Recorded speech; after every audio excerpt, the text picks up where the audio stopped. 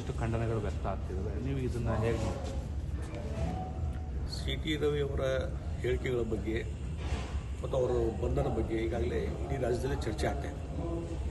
C T Ravi ಮೊದಲು ನಾನು ಭಾಳ ಹತ್ತಿರದಿಂದ ನೋಡಿದಂಥ ವ್ಯಕ್ತಿ, ಒಂದು ಸಂಘಟನೆಯಿಂದ ಮತ್ತು ಶಿಸ್ತುಬದ್ಧವಾಗಿ ಸಂಘಟನೆಯಲ್ಲಿ ತಮ್ಮನ್ನೇ ತೋರಿಸಿದಂಥ ವ್ಯಕ್ತಿ ಸಿ ಟಿ ರವಿಯವರು. ಮತ್ತು ನಮ್ಮ ದೇಶದ ಸಂಸ್ಕೃತಿ ಪರಂಪರೆ ಆ ರೀತಿಯಲ್ಲಿ ನಡ್ಕೊಳ್ಳೋಂಥ ವ್ಯಕ್ತಿ ಸಿ ಟಿ ರವಿಯವರು. ಮತ್ತು ಯಾವುದೇ ಒಂದು ವಿಚಾರವಾಗಿ ಸ್ಪಷ್ಟತೆ ಇರುವಂಥ ವ್ಯಕ್ತಿ. ನೀನು ವಿಧಾನ ಪರಿಷತ್ನಲ್ಲಿ ಏನೋ ಕಲಾಪದಲ್ಲಿ ಏನೋ ಕೆಲವೊಂದು ಶಬ್ದಗಳ ಪ್ರಯೋಗ ಆಯಿತು, ಅದನ್ನು ಅವರು ತಕ್ಷಣ ಡಿನೈ ಮಾಡಿದ್ದಾರೆ. ಆ ರೀತಿ ನಾನು ಹೇಳಿಲ್ಲ ಅನ್ನುವಂಥದ್ದು. ಅಷ್ಟು ಆದಮೇಲೂ ಸಹಿತ ಮತ್ತೊಂದು ಕಡೆ ಕಂಪ್ಲೇಂಟ್ ಆಗಿದೆ. ಕಂಪ್ಲೇಂಟ್ ಆದಮೇಲೆ ಎಟ್ಲೀಸ್ಟು ಅದು ಹೇಳಿಕೆ ಅವರು ಮಾಡಿದವರು ಇಲ್ಲೋ, ಯಾವ ರೀತಿ ಹೇಳಿದರು, ಇದೆಲ್ಲೋ ಬಗ್ಗೆ ಒಂದು ಇನ್ವೆಸ್ಟಿಗೇಷನ್ ಆಗಬೇಕು. ಈಗ ಯಾವುದೋ ಒಂದು ಕಂಪ್ಲೇಂಟ್ ಬಂದಾಗ naturally F I R file ಮಾಡ್ತಾರೆ. ಫಸ್ಟ್ ಇನ್ಫಾರ್ಮೇಷನ್ ರಿಪೋರ್ಟ್ ಫೈಲ್ ಮಾಡ್ತಾರೆ.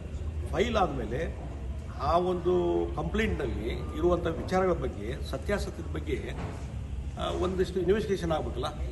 ಈಗ ಆಡಿಯೋ ವಿಡಿಯೋ ಬಗ್ಗೆ ಅದನ್ನು ಒಂದು ಎಕ್ಸ್ಪರ್ಟ್ ಇದರಿಂದ ರಿಪೋರ್ಟ್ ತೊಗೋಬೇಕು. ಅದು ಯಾವುದೂ ತೊಗೊಳ್ಳಾರ್ದೇ ಕೇವಲ ಒಬ್ಬರು ಮಂತ್ರಿಗಳು ಕಂಪ್ಲೇಂಟ್ ಕೊಟ್ಟಿದ್ದಾರೆ ಆಧಾರ ಮೇಲೇ ಎಫ್ ಐ ಆರ್ ಫೈಲ್ ಮಾಡಿ ತಕ್ಷಣವೇ ಅವ್ರನ್ನ ಅರೆಸ್ಟ್ ಮಾಡುವಂಥದ್ದು ಏನಿದೆಯಲ್ಲ, ಇದನ್ನು ನಾನು ಖಂಡಿಸ್ತಾ ಇದ್ದೇನೆ. ಮತ್ತು ಯಾವ ರೀತಿ ಟ್ರೀಟ್ಮೆಂಟ್, ಪೊಲೀಸರ ದಬ್ಬಾಳಿಕೆ ಮತ್ತು ವೈಯಕ್ತಿಕವಾಗಿ, ದೈಹಿಕವಾಗಿ ಮತ್ತು ಮಾನಸಿಕವಾಗಿ ಒಂದು ತೊಂದರೆ ಕೊಡುವಂಥ ಕೆಲಸ ಸಿ ಟಿ ಅವರ ಮೇಲೆ ಸರ್ಕಾರದಿಂದ ಆಗ್ತಾಯಿದೆ. ಆ ಹಿನ್ನೆಲೆಯಲ್ಲಿ ಈಗ ಅದೇ ಸಿ ಟಿ ರವಿಯವರು ಪ್ರತಿ ದೂರನ್ನು ಕೊಟ್ಟಿದ್ದಾರೆ, ನನ್ನ ಮೇಲೆ ಹಲ್ಲೆ ಮಾಡಲಿಕ್ಕೆ ಬಂದರು ಅಂತೇಳಿ. ಮತ್ತು ನಿನ್ನೆ ನಾನು ಟಿ ವಿಯಲ್ಲಿ ನೋಡ್ತಾ ಇದ್ದೆ, ಕೆಲವರು ಬಹುಶಃ ಅಲ್ಲಿ ಪೊಲೀಸ್ ಸಿಬ್ಬಂದಿ ಇರದೇ ಇದ್ದರೆ, ಸೆಕ್ಯೂರಿಟಿ ಇರದೇ ಇದ್ದರೆ ಹೋಗಿ ಅವ್ರ ಮೇಲೆ ದೈಹಿಕವಾಗಿ ಹಲ್ಲೆ ಮಾಡುವಂಥದ್ದು ಹಾಕಿದ್ರು ಸಿ ಟಿ ರವಿಯವರು. ಆ ರೀತಿ ಅವ್ರು ಹೋಗಿ ಅಟ್ಯಾಕ್ ಮಾಡುವಂಥ ಪರಿಸ್ಥಿತಿ ಇದ್ದದ್ದು ನಾವು ನೋಡಿದ್ದೀವಿ. ಈ ವಿಡಿಯೋ ನಿಮಗೆ ಇಷ್ಟವಾದಲ್ಲಿ ಲೈಕ್ ಮಾಡಿ, ಶೇರ್ ಮಾಡಿ, ಸಬ್ಸ್ಕ್ರೈಬ್ ಮಾಡಿ.